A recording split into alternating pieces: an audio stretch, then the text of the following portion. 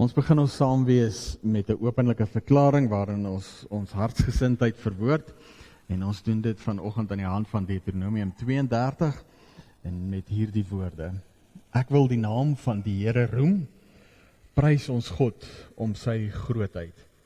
Hy is die rots, sy werk is volmaak. Alles wat hy doen is regverdig. Hy is die getroue God, sonder onreg. Hy is regverdig en betroubaar. En wanneer ons met hierdie woorde voor ons Vader rustig word, mag ons hoor as hy ons groet en seën met hierdie woorde. Genade en vrede vir jou van God ons Vader in die Here Jesus Christus. Amen. Kom ons antwoord op die seën van die Here deur ons anker in hierdie lewe vas te maak dat Christus ons verlosser is, deur saam te sing van lied 514 vers 1 en 2. En daarna kan jy plekke inneem as ons stil staan by ons belydenis.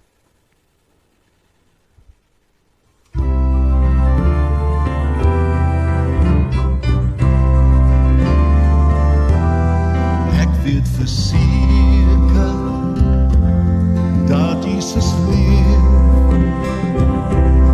Hy het my sonde uit liefde vergeef. Ek was verlore, maar deur sy bloed is daar nou vrede in my gemoed. Hy is my leidsman, hy laat my leef. Hy is oorwinnaar, hy is die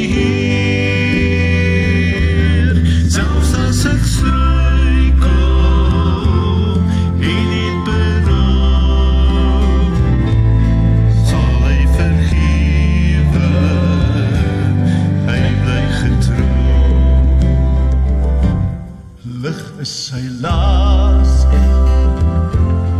sag is sy juk. Hy gee vermoeides die ware geluk. Hy het sy genade, liefde en trou. Weet al hoe God sy kinders behou.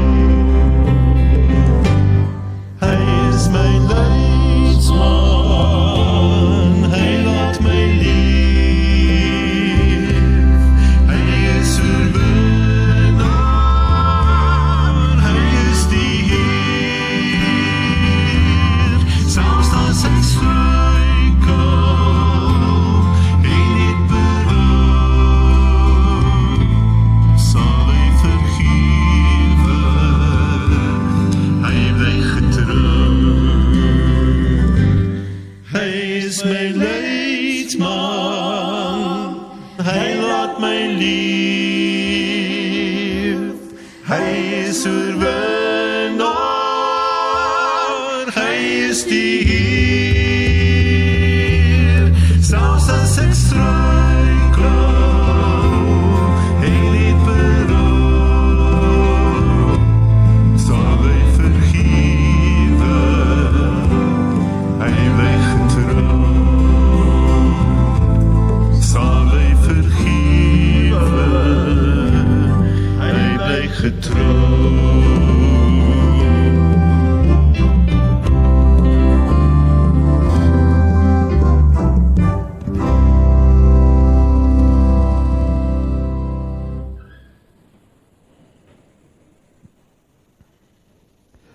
Wanneer ons by ons belydenis stil staan, dan is dit wat ons nou net verwoord het in sang baie belangrik, dat Christus is die leidsman. In 'n donker stikkende wêreld na die sondeval is hy die een wat kom om terug te vat na sy Vader toe. Hy is daarom ons leidsman en hy doen dit deur vergifnis van sonde vir ons te bewerk, in ons plek te bewerk. Nou met die oog op die prediking staan ons stil by Sondag 21 en ons vra die vraag: wat glo jy van die heilige algemene Christelike kerk? En ons antwoord dat die seun van God uit die hele menslike geslag vir hom 'n gemeente wat tot die ewige lewe uitverkies is, deur sy gees en woord, in die eenheid van die ware geloof, van die begin van die wêreld af tot die einde toe vergader, beskerm en onderhou, en dat ek daarvan 'n lewende lid is en ewig sal bly. Maar die eerste reël is vir ons baie belangrik, uit die hele menslike geslag. Ons is partykeer geneig daartoe om die wêreld te verdeel in die kerkwêreld, die uitverkorenes en die nie uitverkorenes nie, die wêreld. Maar wanneer Christus kom, het hy sy oog op die wêreld. Want, sê Johannes die Doper, daar is die lam van God wat die sondes van die wêreld wegneem. Dit is regtig belangrik dat ons dit sal verstaan met die oog op die prediking, dat Christus kom om uit die hele menslike geslag, almal wat na Adam kom, vir hom 'n vergadering bymekaar te maak van die wat herstel in hulle verhouding met God die pad verder kan stap. En hy doen dit by uitstek deur in ons plek vir ons te sterf en so vergifnis vir ons sondes te bewerk, maar daarna trek hy ons in die gemeenskap van gelowiges in, wat soos ons dan nou hier hoor, van die begin tot die einde daar is. Daar is nie net 'n gemeenskap van die gelowiges na die feit, nadat Jesus gesterf het in die Nuwe Testament nie. Daar is ook 'n gemeenskap van gelowiges voor daardie tyd. En daarom wanneer ons dan nou vra, wat verstaan jy onder die gemeenskap van die heiliges of gelowiges, dan antwoord ons ten eerste, dat die gelowiges almal saam en elkeen afsonderlik as lede met die Here Christus gemeenskap, en al sy skatte en gawes deel het. So ons word 'n gemeenskap van gelowiges omdat ons dieselfde anker in hierdie lewe het, dieselfde leidsman. Hy het vir ons verlossing en vergifnis bewerk, en hy is die een, soos wat ons uit Efesiërs gaan hoor, wat vir ons gawes en vermoëns gee, sodat ons in hierdie lewe nie net kan lewe, maar ook saam met hom kan werk. En dan ten tweede maak ons vas, dat elkeen verplig is om sy gawes gewillig en met vreugde, tot nut en saligheid van die ander lede moet aanwend. Ons ontvang nie ons gawes vir onsself nie. Christus gee dit met die oog op hierdie geloofsgemeenskap, wat hy binne in hierdie wêreld plaas, sodat die ander wat nog nie vir God as Vader ontmoet het nie, 'n geleentheid kan kry om God as Vader te leer ken. Wanneer ons hierdie waarheid in gedagte hou, dan maak ons ook vas dat dit nie altyd so maklik is om so te leef nie. En daarom kom ons verwoord ons afhanklikheid van die Here deur saam te sing van lied 155, vers 1, 2 en 3, en daarna bid ons saam.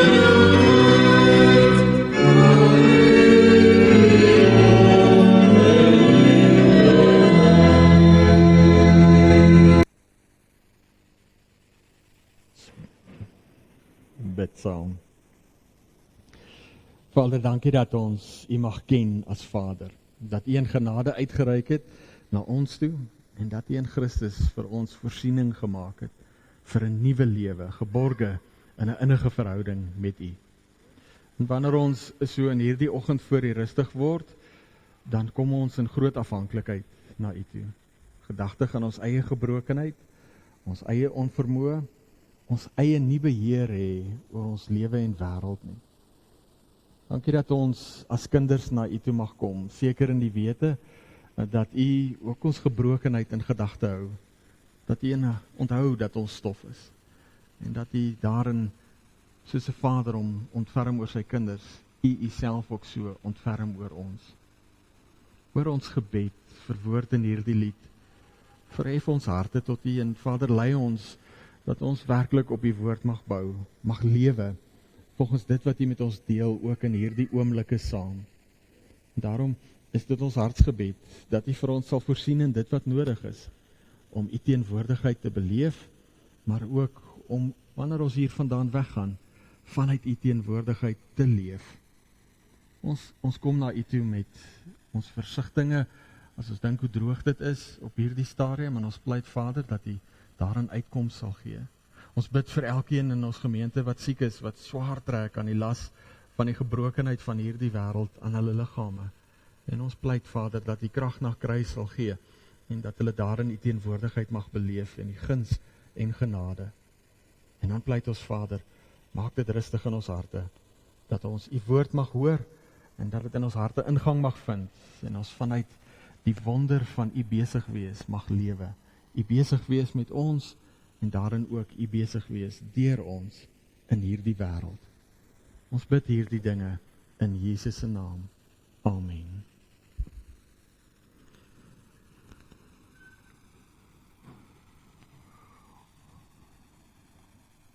Ons kom nou al 'n entjie saam wat ons praat oor die werk van die Heilige Gees en in besonder die gawes wat die Gees gee.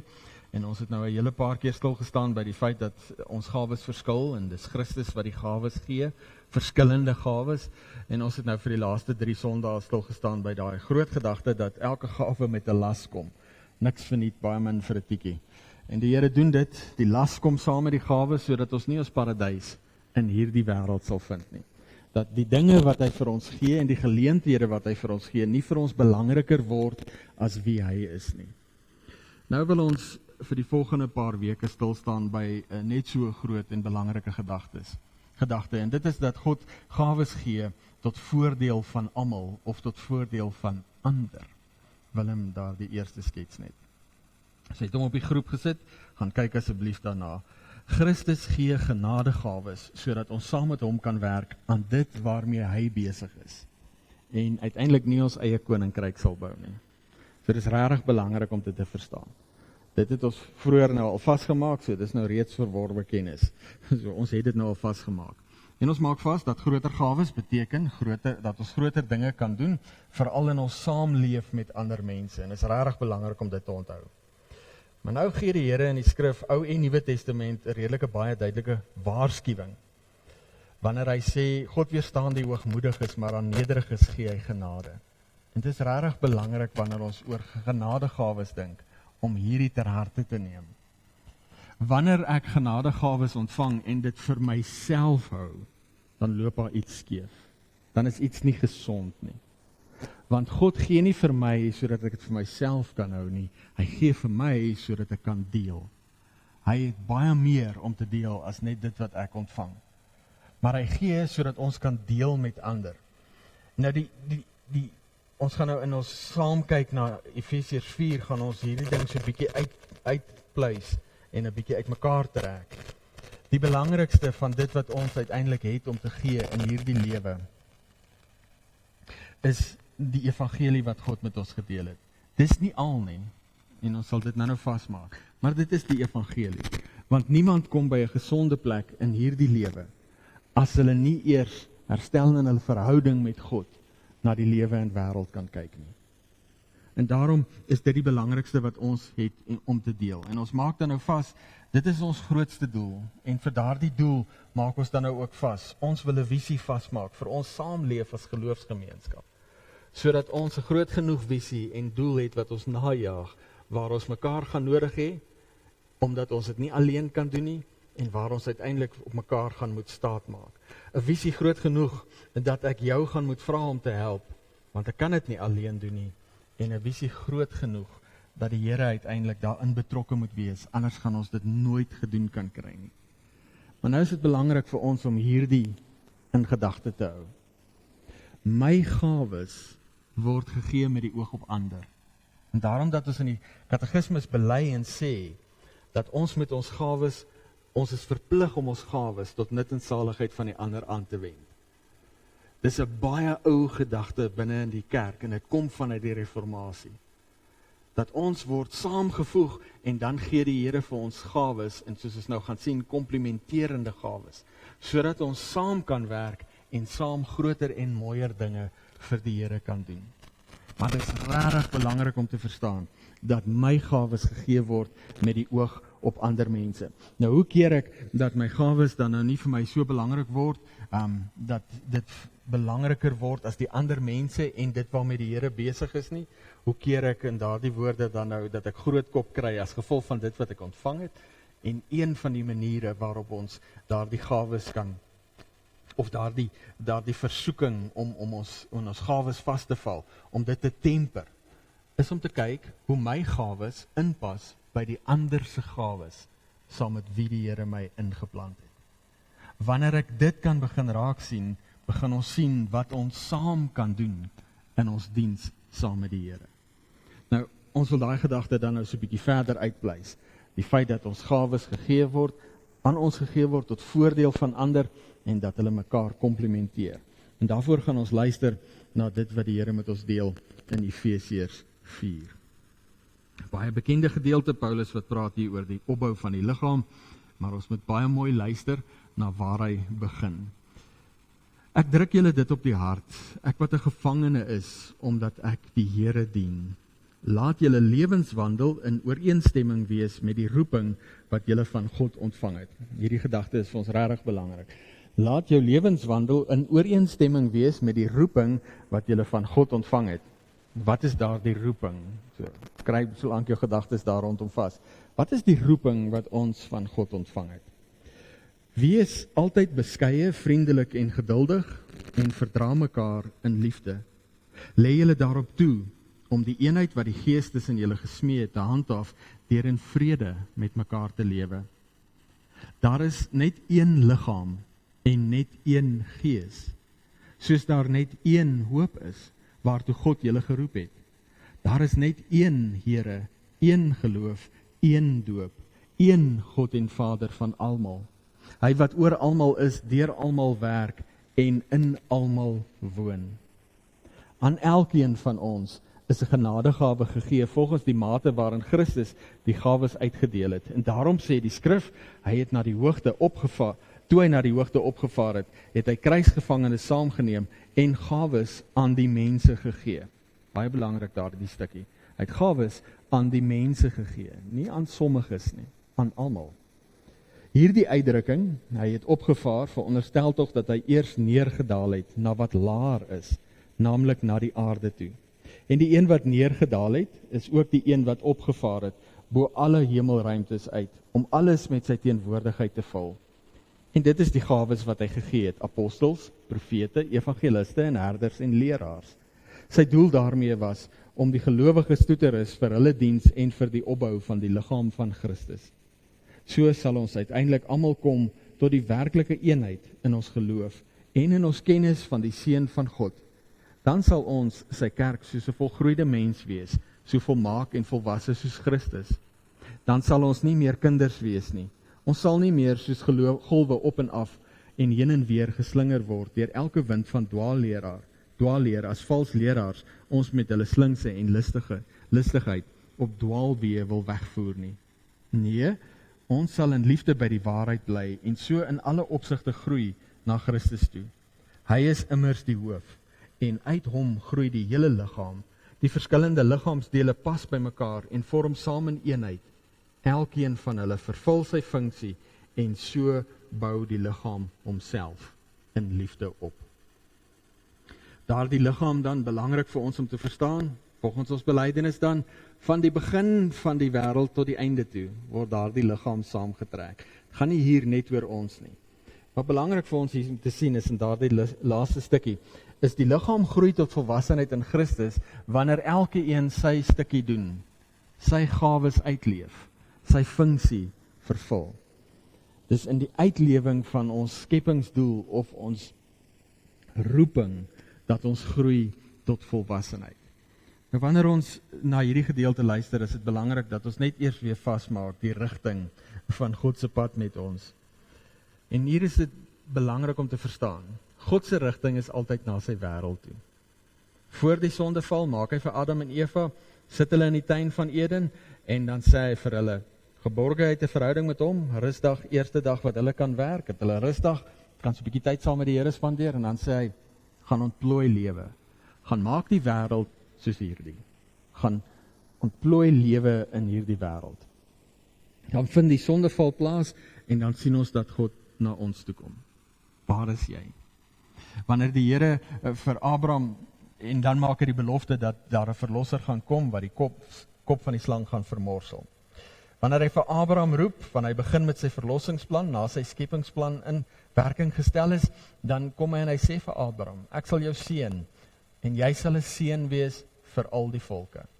As hy vir Israel roep, dan sê hy vir hulle, julle sal 'n koninklike priesterdom wees, wat my dien, 'n lig vir die nasies. Die Here het elke keer die nasies, die wêreld in die oog. En wanneer hy dan nou uiteindelik vir Jesus stuur om te kom, dan wanneer Johannes die doper hom uitwys, dan sê Johannes, daar is die lam van God, wat die sonde van die wêreld wegneem.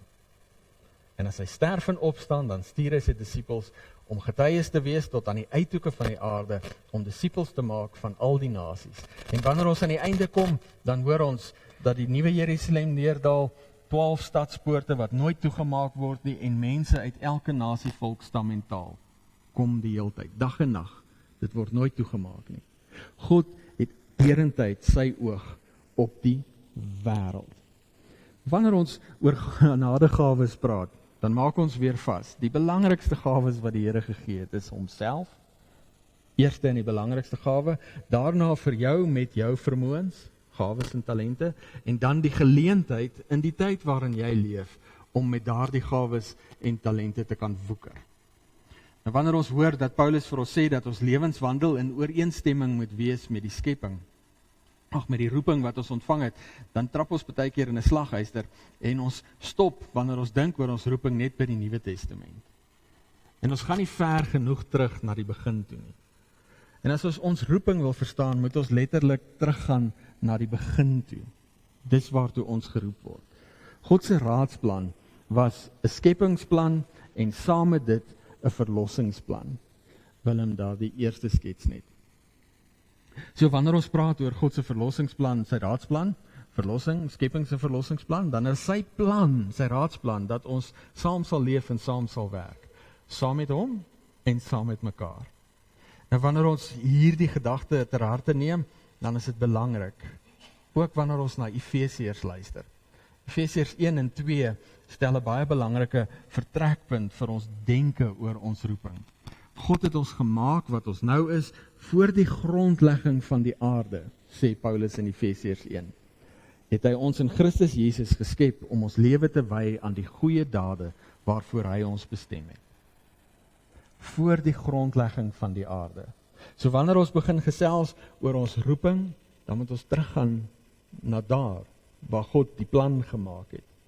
En dan moet ons kyk na hoe dit uitspeel in hierdie wêreld. So ons kan nie by die kultuuropdrag verbyloop, die opdrag om lewe in hierdie wêreld te gaan ontplooi nie. Maar wanneer ons hieroor dink, is dit belangrik dat ons by hierdie driehoeke net weer stil staan. Nou hierdie driehoek ken ons nou al almal, skies nou, daar's nou 'n bietjie meer mannetjies daarin, want persone daarin, want ons moet die gedagte van gemeenskap vastrek. Ons leef almal in 'n driehoek van wederkerige appel. En wat vir ons hier belangrik is Efesiërs 4. Een liggaam, een gees, een Here, een God en Vader van almal. Daar's net een plan. En dis die plan wat die Here voor die skepping van die aarde reeds vasgemaak het om uit te rol. En binne in daardie plan word ons geroep om in verhouding met God, in 'n innige verhouding, naby hom te leef en saam met hom te werk. Maar nou hoor ons in Genesis hoe die Here sê, nee, het is nie goed dat die mens alleen is nie, en daarom maak hy vir die ek ook 'n jy, vir Adam en Eva, sodat ons ook in gemeenskap met mekaar kan lê. En in daardie driehoek van wederkerige appel, ons het 'n appel op God, hy sê hy word nooit sy woord ontrou nie, en God het 'n appel op ons, ek het julle gemaak, julle is myne, en wat ek wil hê is uiteindelik wat moet seëvier. In daardie driehoek van wederkerige appel vind ons gemeenskap. Maar dis ook vanuit daardie gemeenskap wat werk moontlik word. En daarom is dit belangrik om raak te sien Wanneer die Here die mens op die 6de dag maak, op die 7de dag, die eerste dag wat die mens kan eintlik begin werk, dan sê die Here nee, rustig. Spandeer tyd saam met my. Leer my ken. Leer mekaar ken, sodat julle saam kan werk uiteindelik. Nou wanneer daardie verhoudings gesond is, dan sien ons dat ons saam kan werk, dat daar iets van ons arbeid tot sy reg kan kom. In die sondeval sien ons hoe dit onmiddellik verkeerd loop. Eva sê dis die skepping, kan nie by die skepping uitkom nie. Adam sê dis Eva, tegnies God wat Eva vir hom gegee het. En die werk begin op wankelrige bene staan. Maar dis in daardie driehoek waar ons dan kan leef met dit wat ons verlede week ook mooi vasgemaak het weer, die genade en die waarheid, die bemoediging en die vermaning. Dis waar God ons aan die hand vat en pad langs begelei, op pad saam met hom. Nou vir ons lewe in daardie driehoek wat opwys na God toe, wat beklemtoon hoe belangrik die Here is dit God se liefdeswet wat tot ons harte spreek, wat verhoudings moontlik maak. So onthou dit in jou agterkop. Maar dit stop nie daar nie. Willem, net die volgende een asseblief. So daar's nog 'n driehoek waarvan ons deel is. Want die Here skep ons en dan gee hy die kultuuropdrag en hy sê vir ons, luister, heers oor die skepping. Oor die vis in die see en die voëls in die lug en die diere op die aarde. Heers oor hierdie skepping wat ons gemaak het. En daar is weer 'n wederkerige appel. As ons mooi na die skepping kyk, kyk die skepping mooi na ons. Maar as die verhouding stukkend loop, dan val die werk weer op die grond. Nou wanneer ons oor daardie driehoek praat, wat afwys na die skepping toe, dit waaroor die Here ons aangestel het, dan maak ons vas, ons is rentmeesters. Dis ons roeping. Ons word in beheer gestel van hierdie skepping om lewe daarin te ontplooi. En dis op elke terrein van die lewe. Dis in godsdiens, dis in die werk wat jy doen, dis in speel, dis in ontspan, dis in kuns, dis in kultuur, dis in ons sport. In elke faset van ons kultuur word ons geroep om lewe dan nou te ontplooi as rentmeesters. Wat ons het, is nie ons sinne nie. Dis die Here sinne. En ons word geroep om dit so te bestuur, so daaroor te regeer of te heers, dat sy naam daarin verheerlik word en sy doel, dit wat hy bedoel het, tot sy reg kan kom. En daar praat ons dan, wanneer ons praat oor daardie onderste driehoek, dan is dit God se natuurwette, wat tot ons verstand spreek en maak dat ons lewe kan ontplooi, ons kan bewerk en bewaar. Ons kan na die dinge kyk, wat God gemaak het en hoe hy dit gemaak het en hoe hy dit gemaak het om te werk. En ons kan uit die skatkamer, wat Jesus dan nou sê, uit die skatkamer van reeds verworwe goeders, nuwe goeders tevoorskyn bring. En dis die hart van die kultuuropdrag. So wanneer ons praat oor ons roeping in Efesiërs 4, dan is dit nie net verkondig die evangelie nie. Dit is hierdie teruggaan na dit wat God oorspronklik bedoel het. Dat ons in hierdie wêreld as sy beelddraers lewe in hierdie wêreld sal ontplooi. Nou wat vir ons regtig belangrik is hier is om dit te verstaan. Wanneer die dinge in die boonste driehoek skeefloop, in die verhouding skeefloop, dan loop dit gewoonlik skeef ondertoe. Dan loop die werk skeef. En ons gaan dit sien uitspeel op die pad wat ons loop van Genesis af. Willem, daar die volgende skets asseblief.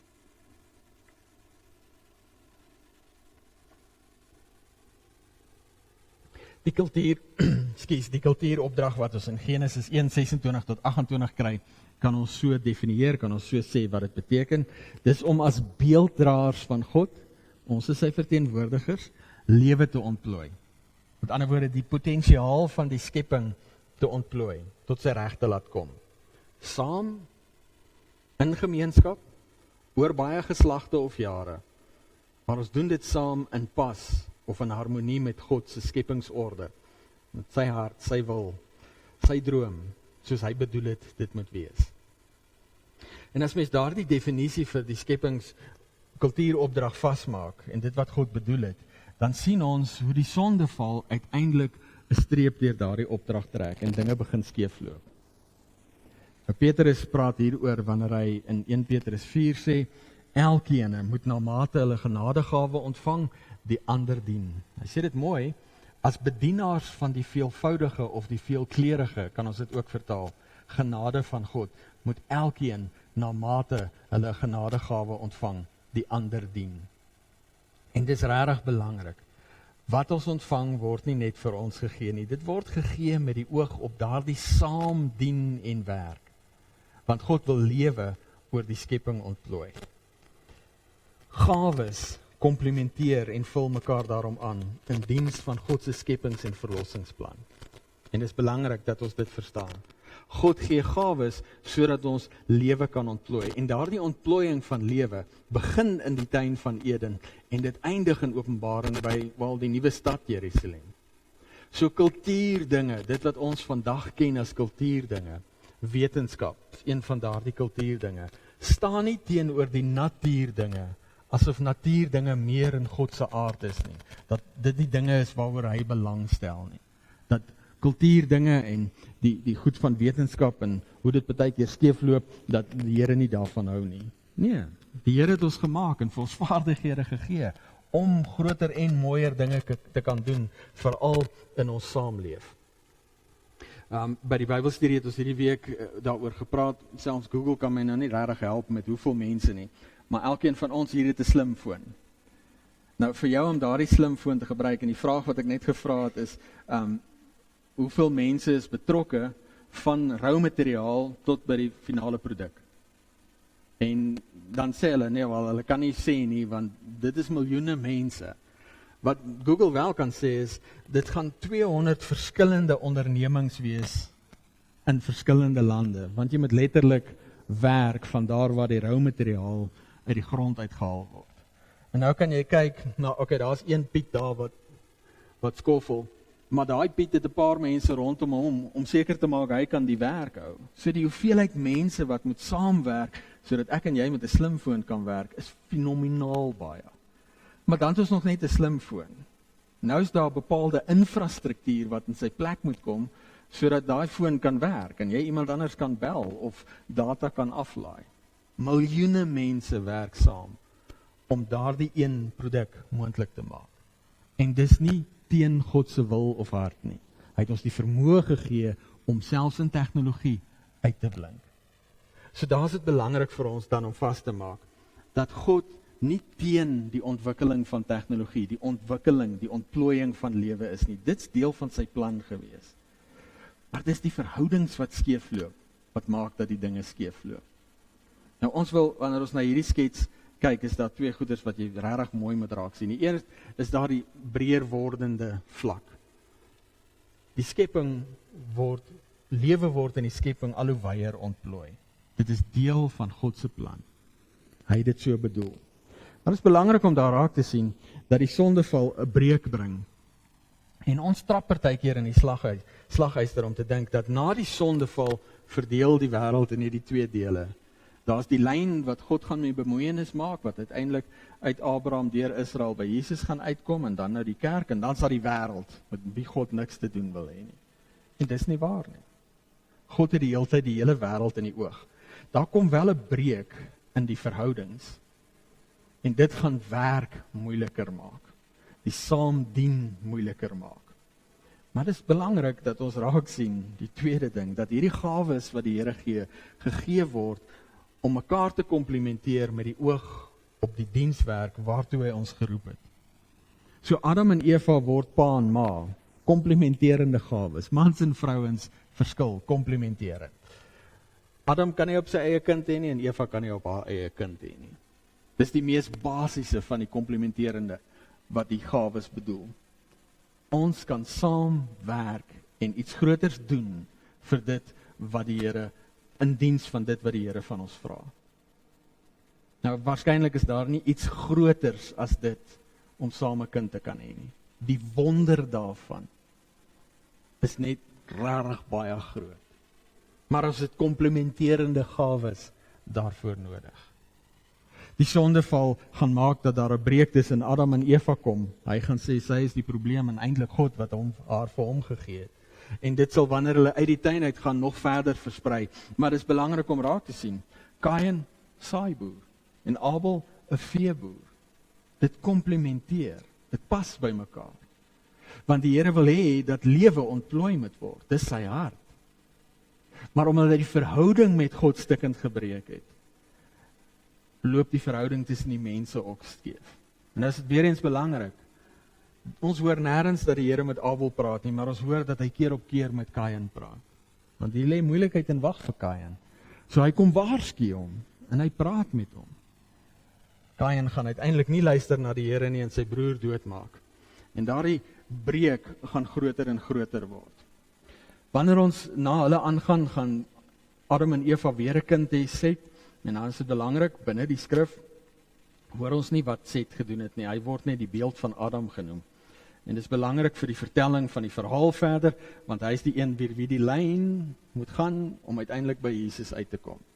Nou sy seun Enos is in sy tyd, word die naam van die Here die eerste keer aangeroep.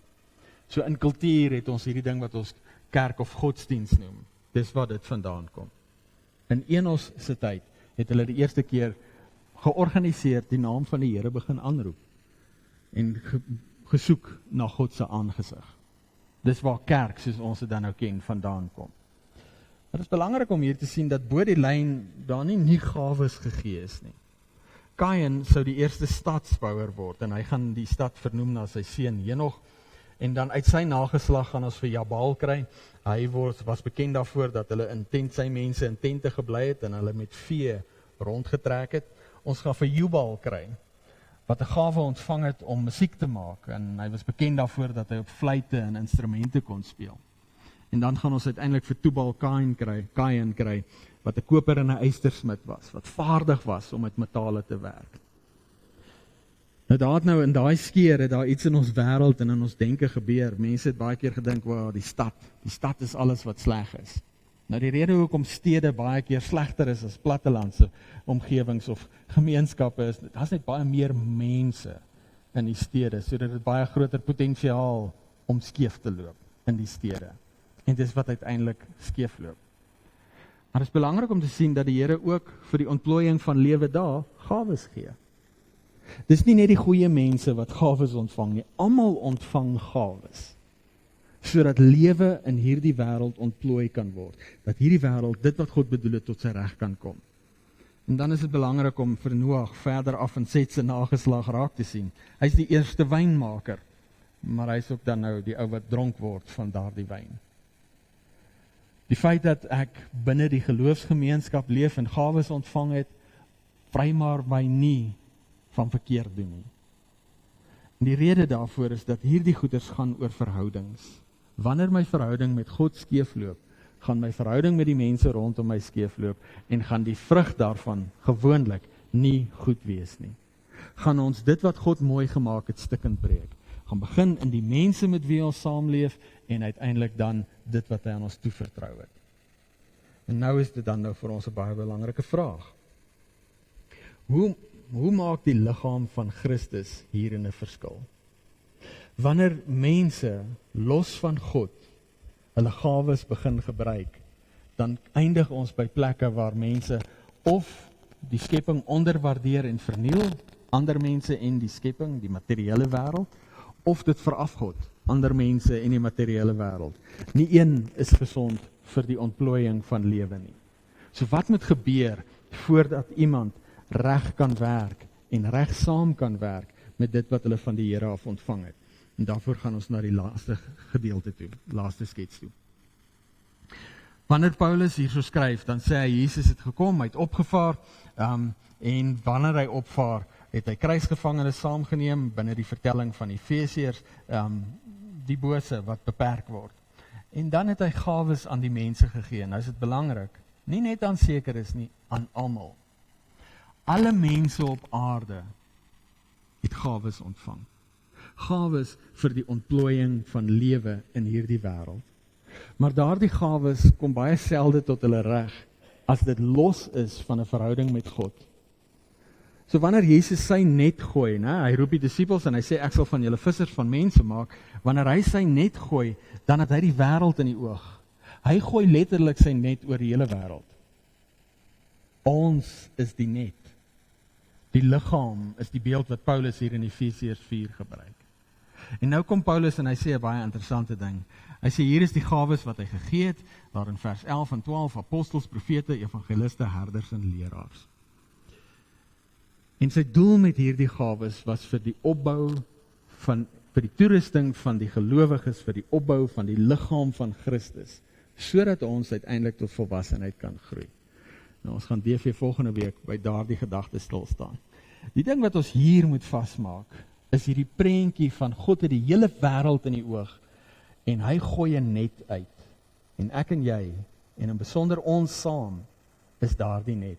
En nie net ons paartjies hier saam nie, elke gelowige wat vandag Jesus as Here bely, is deel van daardie net. Nou kan ons in 'n slaguister trap, soos baie ouens al gedoen het, en ons kan na die titels gaan kyk, wat hier uitgeskryf word, na die etikette. Nou, ons sê in die gereformeerde teologie dat daar nie meer apostels is nie, want dit het in die kerkgeskiedenis op 'n stadium 'n probleem veroorsaak. En soos ons nou vandag gaan sien, gaan julle, as julle gaan rondkyk op sosiale media en so, jy kry nou deesdae weer baie apostels. En dan, dis bedenklik oor die boodskap wat hulle bring, want dit word gewoonlik gekoppel aan welvaartsteologie. So die vroeë kerk het gou by 'n plek gekom en gesê, luister, daar was net daardie apostels wat Jesus gesien het en gehoor het, wat fisies daar was. Die res, dis nou nie meer so nie, dis verby. Binne ons gereformeerde tradisie aanvaar ons dan nou dat daar nog profete, evangeliste, herders en leraars is, maar dis gewoonlik ek. Dis die predikant. En as ons luister na Efesiërs, dan klink dit dalk nie heeltemal so, dat dit so kan uitwerk nie.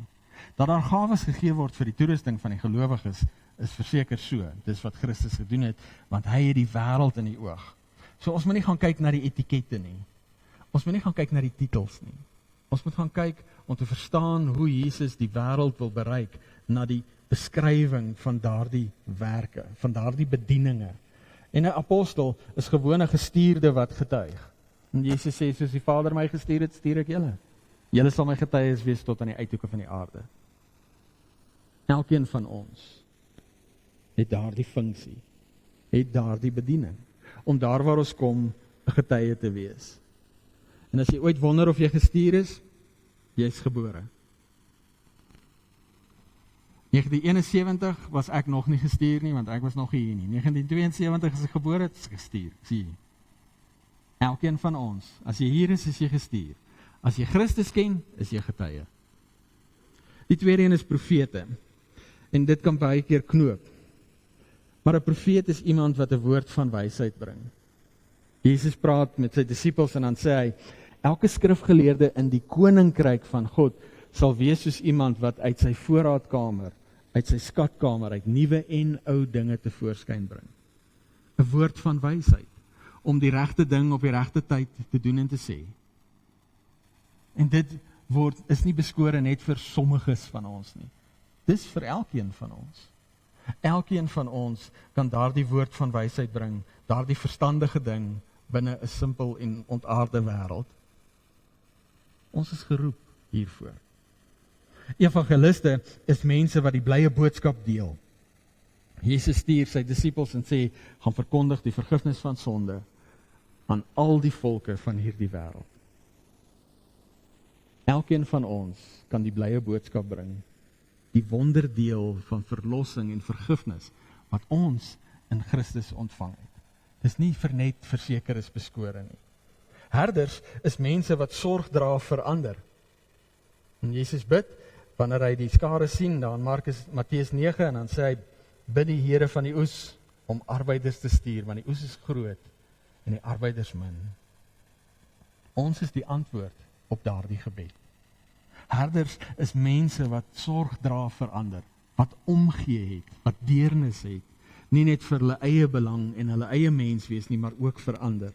En leraars is dan mense wat ander onderrig, of in Bybelse woorde wat disippels maak. Iets waartoe ons elkeen geroep word.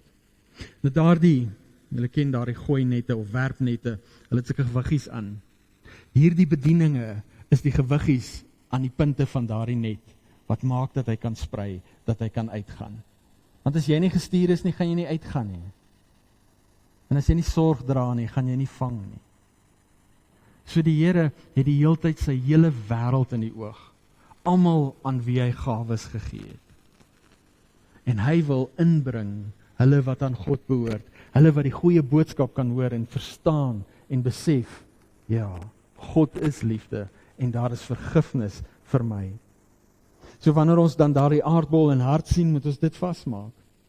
Christus kom omdat God die wêreld lief het. Hy gooi sy net wyd. Maar dan bid hy vir ons in Johannes 17 en hy bid vir ons eensgesindheid en liefde, soos wat hy in die Vader is en die Vader in hom is, dat ons in hulle sal wees en hulle in ons en ons ook in mekaar sal wees en sien in daardie beskrywing van Jesus hoe die net saamgevleg word.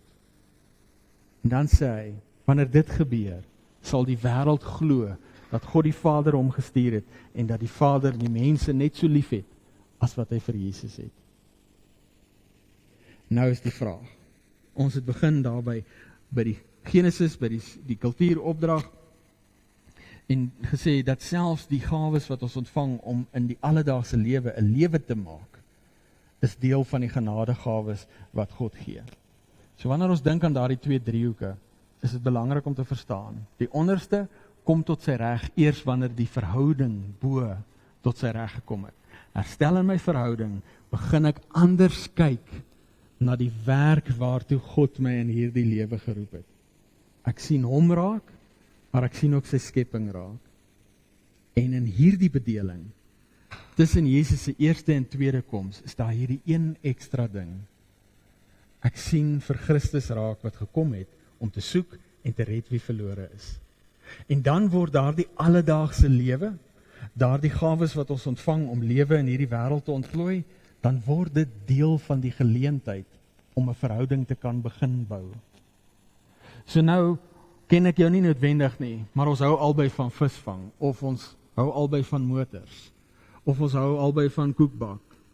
En in daardie saamleef is daar 'n geleentheid om mekaar te kan leer ken en iets te deel van God se omgee vir ander mense. En wat vir ons belangrik is, wanneer ons verder gaan met hierdie gedeelte in Efesiërs 4, is om dit te verstaan. Die liggaam van Christus groei tot volwassenheid, wanneer elkeen sy funksie vervul. Dit is nie net die amptdraers wat 'n funksie in die geloofsgemeenskap het nie. Elkeen van ons het 'n funksie. En wat ek en jy ter harte kan neem is dit: my vermoëns gaan komplementerend wees met die ander mense in hierdie geloofsgemeenskap.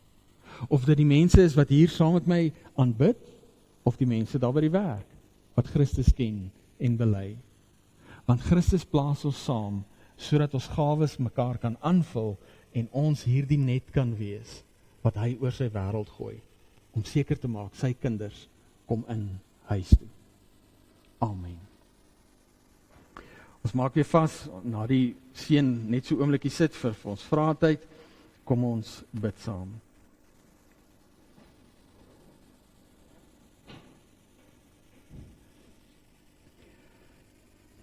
Vader, as ons hierin voor U rustig word, dankie dat ons mag leef met hierdie sekerheid, dat ons in U net opgevang is, oor geslagte heen voorberei, sodat ons, baie van ons, juis in ons kleintyd al kon hoor, kon sien en kon beleef hoe groot en goed U is. En as ons daaraan dink dat ons in hierdie voorreg mag deel, dan pleit ons Vader, wil U die wonder hiervan in ons harte anker, dat ons vanuit ons verhouding met U mag leef en daarin ook mag dien in ons dagtaak, in ons alledaagse lewe, maar dat ons ook so mag dien met 'n oog op die wêreld wat U in die oog het. Wil U vir ons hierin sensitief maak vir die leiding van die Gees, dat ons mag sien hoekom U ons in spesifieke plekke en omstandighede geplaas het, hoekom U ons juist daar geplaas het, en daarin pleit ons Vader, help ons om te sien hoe ons gawes komplementeer met ander gelowiges daar waar U ons gesit het. En help ons om daardie mense raak te sien wat U in die oog het. Hoekom U ons saam met ander mense plaas, ander gelowiges plaas, hier in die gemeente en daar waar ons leef, daar waar ons speel en ontspan. Maak ons derentyd bewus van U teenwoordigheid, van die wonder van U hier wees en daarin van U betrokkenheid met ons elkeen en daarin met U wêreld. Seën ons hierin as ons dit bid in Jesus se naam. Amen.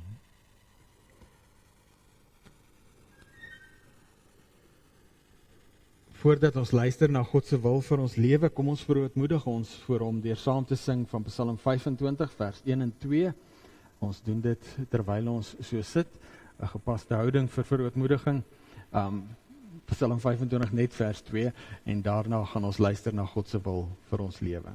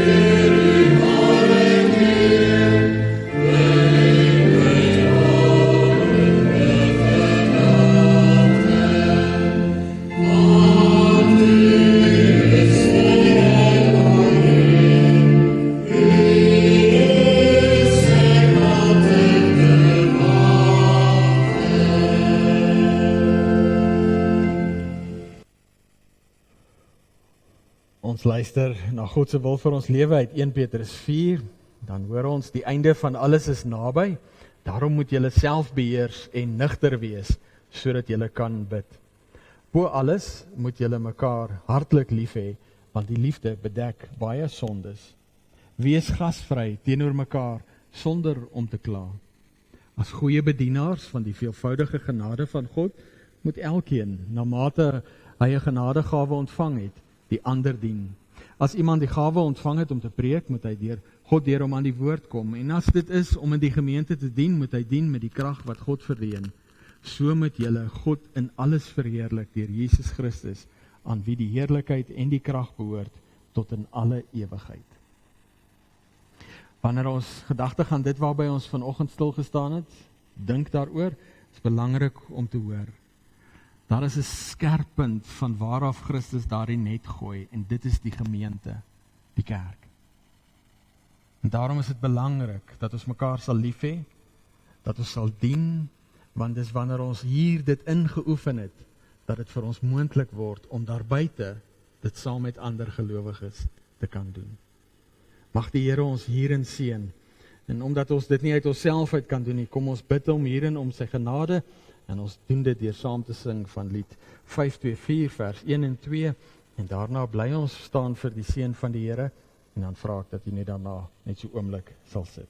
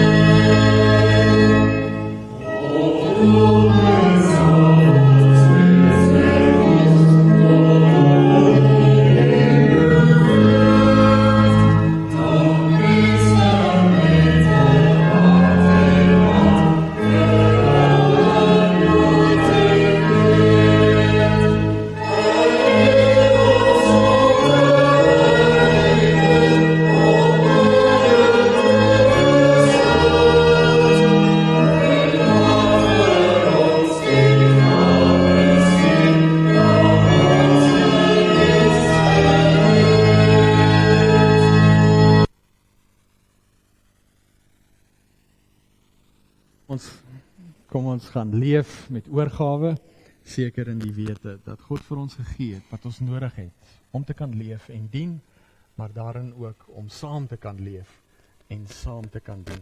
Hiertoe seën hy ons. Die genade van ons Here Jesus Christus, die liefde van God, ons hemelse Vader, en die krag en leiding van die Heilige Gees is met u elkeen.